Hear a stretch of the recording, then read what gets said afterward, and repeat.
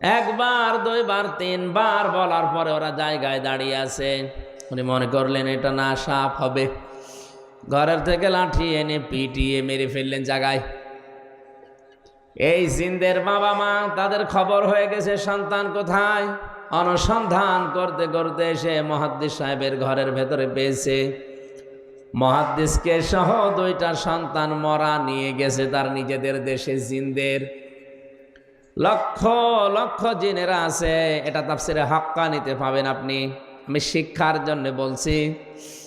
লক্ষ লক্ষ জিনদের সামনে জিনের পিতা ডাক দিয়ে বললেন, মুহাদ্দিস সাহেব, আপনি আমার দুইটা সন্তান পিটিয়ে মেরে ফেলেছেন। আমি ইচ্ছা করলে কোরআনের নির্দেশ অনুযায়ী আপনাকেও মেরে ফেলতে পারি। কারণ কেউ যদি কাউকে হত্যা করে তার তিনটা শরত আছে। এক নম্বরে তাকে মেরে ফেলা লাগবে।